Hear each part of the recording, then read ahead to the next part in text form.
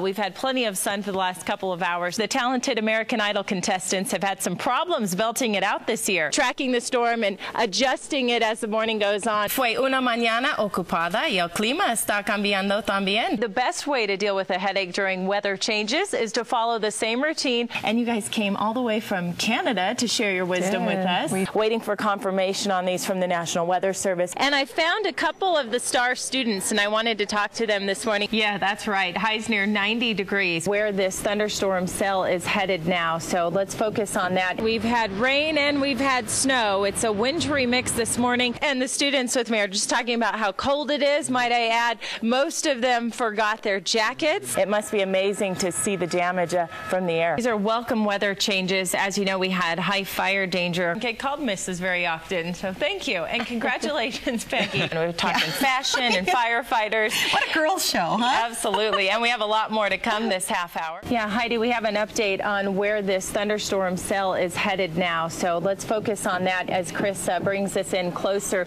We'll do another storm track. It does look like, as we were getting those reports out of Fort Collins, it is leaving the Fort Collins area, headed in more of a northerly direction. So right now we're watching closely the towns of Severance, Temeth, for example, as this heads up to the north towards Wellington. We have a slight risk for severe weather in areas of northeastern Colorado, and we're not going to rule out Weld County either. I also want to mention a flash flood watch that has been issued this morning. This includes Larimer County and northern Boulder County, also into northwestern Weld County. You can see the map here.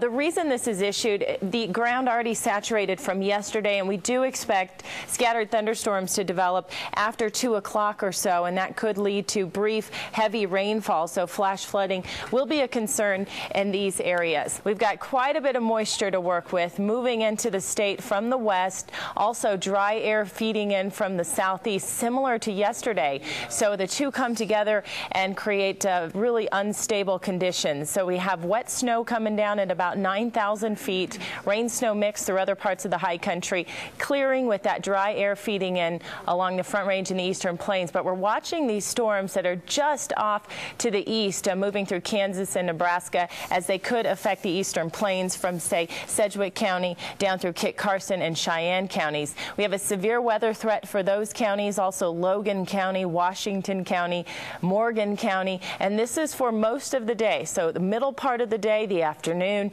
and the evening, we're going to be watching some of these thunderstorm cells develop. They could become severe, meaning large hail, damaging winds, and unfortunately tornadoes. So we'll be keeping a close eye on these areas.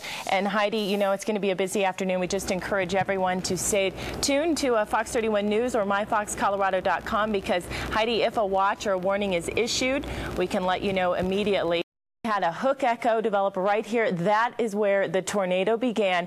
Usually we would see that on the south or southwestern end of the storm cell. We saw it set up right here. This is Windsor, and like Chris said, it was at its strongest as it moved across Windsor, and we have several storm reports from Weld County, waiting for confirmation on these from the National Weather Service. But reports of tornado touchdowns, at least 7 of them indicated by the red dots, the green indicating large hail. We had a report of hail as large as a baseball. One of my favorite shows. The talented American Idol contestants have had some problems belting it out this year. We've been hearing a lot more about voice problems like hoarseness and so on. Fox 31's Melissa Millay explains why the singers have been struggling. How do you know foods labeled natural or organic are really pure? Well, here to help us answer all those questions, Andrea Donsky and Randy Boyer. They're from naturallysavvy.com, which I just love. This website has so much information. And you guys came all the way from Canada to share your wisdom with us. We did. Thanks for being here. Thanks for having us. So you started 9 years ago, yes, this concept of naturally savvy, and you guys look very savvy yourself. Thank you. Thank you. Like you're quite healthy, ladies. Well, you know, I can remember when we first started hearing about organic, and now it's just become this huge movement, and now we hear about natural. I mean, I don't even know what the difference is, so explain.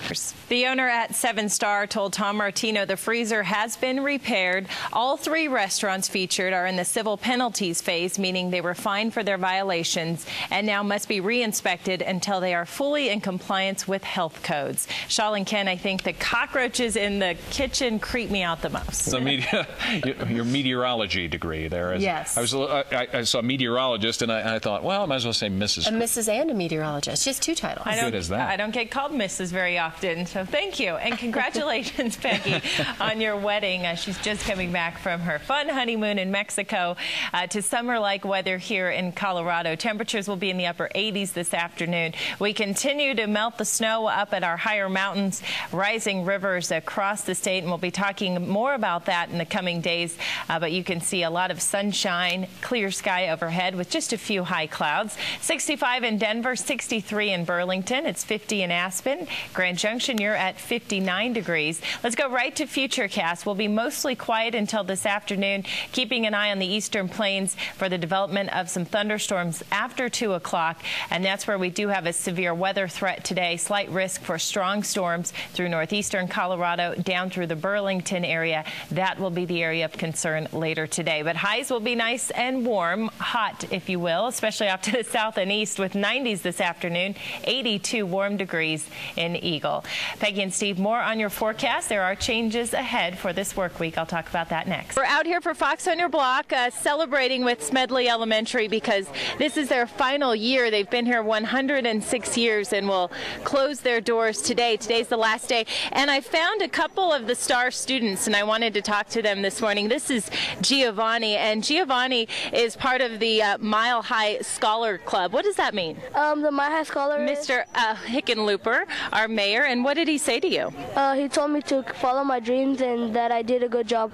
Absolutely. You keep up the good work. We also have Leslie here, who's another star student wearing her medal for reading 1,000,000 words. And I was just going through her folder. There are so many certificates in here, perfect attendance. Why is school so important to you? We are so proud of you at Fox 31. Keep up the good work. Heidi and Steve, just some amazing students out here this morning. We'll be celebrating with them in a sense and hanging out with them all morning. A lot of people complain about aches and pains when the air pressure changes, but when one of our Fox 31 temporary employees told me her migraines were caused by weather changes, I had to look into it further. Could a winter storm really have you reaching for the aspirin? For Karma Denton, February storms don't only bring back pain. Suddenly, when the weather changes, I'll just wake up with a terrible headache for no apparent reason.